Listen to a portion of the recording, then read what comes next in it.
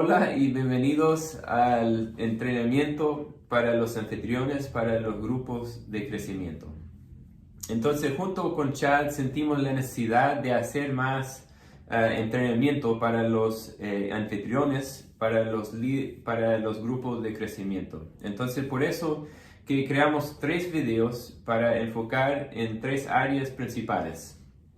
Entonces, el primer video se trata del porqué de los grupos de crecimiento. Y el segundo, qué ocurre en un grupo de crecimiento. Y tercero, cuáles son las habilidades cuáles son las habilidades esenciales de los anfitriones de los grupos de crecimiento. Entonces, primero queremos destacar que los grupos de crecimiento son fundamentales para la vida de la iglesia. No es un agregado o un extra, ¿cierto? Entonces los grupos de crecimiento existen para hacer discípulos, para evangelizar, para promover vida, para crecer, también para servirnos y para amarnos mutuamente en un espacio más íntimo. Entonces los grupos pequeños son muy importantes porque es donde ponemos en práctica la vida cristiana. Y quiero destacar un poco la conexión entre los grupos de crecimiento y nuestra misión como iglesia. Nuestra misión es ser y hacer discípulos de Cristo para la gloria de Dios. Y vemos que mucho de este trabajo de ser discípulos de Cristo y hacer discípulos ocurre en un contexto más chico, o sea, en un grupo de personas más chico. Y además, nuestra visión del año de estar en camino, dando el próximo paso hacia la madurez en Cristo, tiene esa conexión íntima con lo que es el grupo de crecimiento. Porque es muy difícil en un culto con muchas personas hablar y tener esa interacción con los demás cristianos para ser y hacer discípulos. Vemos que necesitamos un ambiente un poco más pequeño para estar poniendo en práctica todo lo que estamos aprendiendo, siendo honesto, hablando entre nosotros para animarnos, para edificarnos mutuamente, para seguir creciendo hacia esas metas de ser y hacer discípulos para la gloria de Dios, para dar el próximo paso en camino con Jesús.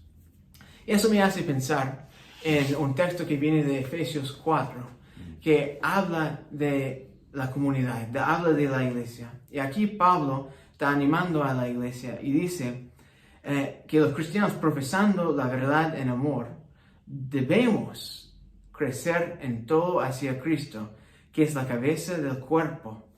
Y por Cristo el cuerpo entero se ajusta y se liga bien mediante la unión entre sí de todas sus partes. Y cuando cada parte funciona bien, todo va creciendo y edificándose en amor. Pero para que ocurra esa visión tan bonita de lo que es la iglesia, necesitamos grupos de crecimiento. Porque vemos que en los grupos de crecimiento estamos experimentando la transformación de Dios. Y la meta de todo es la transformación de nuestras vidas por Dios hacia la imagen de Cristo. Que cada día seamos más y más como Jesús en lo que hacemos. Y eso ocurre a través de la conexión con Cristo, a través de la conexión con Dios. Pero también ocurre a través de la conexión con los demás cristianos. Porque no existe un cristiano solo.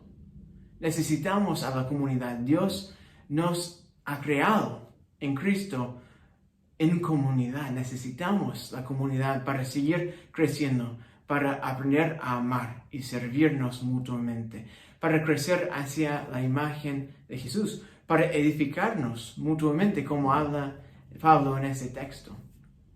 Y ese crecimiento ocurre cuando hay compromiso en un grupo de crecimiento, cuando las personas están ahí, participando, tratando de poner en práctica la enseñanza, tratando de activamente servirse, amarse. Entonces, el tema de compromiso es esencial en el grupo de crecimiento.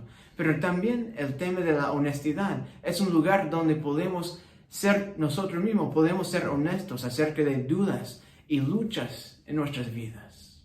Y también tiene que ser un ambiente caracterizado por vulnerabilidad. O sea, tenemos que abrirnos los unos a los otros para que el grupo de crecimiento sea un contexto de honestidad, de apertura, de poder compartir, de comprometernos con el bienestar de los demás. Y así vamos a tener un ambiente seguro y bueno donde podemos florecer y crecer como Dios quiere que hagamos. Además, vemos que necesita ser el grupo de crecimiento un ambiente de edificación mutua. O sea, para animarnos y ayudar a cada uno a crecer. Eso es esencial para animarnos, para apoyarnos en los momentos buenos y los difíciles. Y también para amarnos mutuamente, para crear ese ambiente saludable.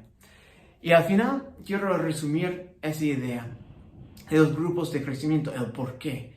Son esenciales los grupos de crecimiento, porque la iglesia es la comunidad de Dios. Pero para fomentar comunidad necesitamos espacios y momentos, oportunidades frecuentes para conocernos, para ser honestos, para compartir no solamente la palabra de Dios, sino también nuestras preocupaciones y nuestras alegrías. Necesitamos conectar más profundamente con Dios, pero también con la gente de Dios, que es la iglesia. Entonces, hemos visto la importancia de los grupos de crecimiento hoy.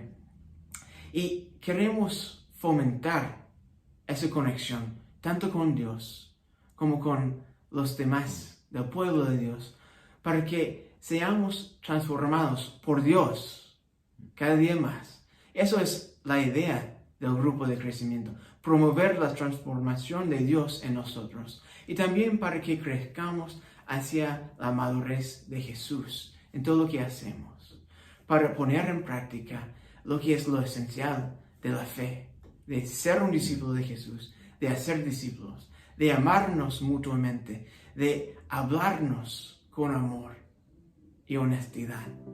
Entonces, esa es la visión del grupo de crecimiento. Espero que puedan captar la importancia. Y en el próximo video vamos a hablar de lo que ocurre concretamente en estos grupos de crecimiento para fomentar la transformación de Dios y nuestro crecimiento hacia Cristo. Gracias por tu atención y no podemos expresar cuán alegres y entusiasmados nos sentimos al estar preparando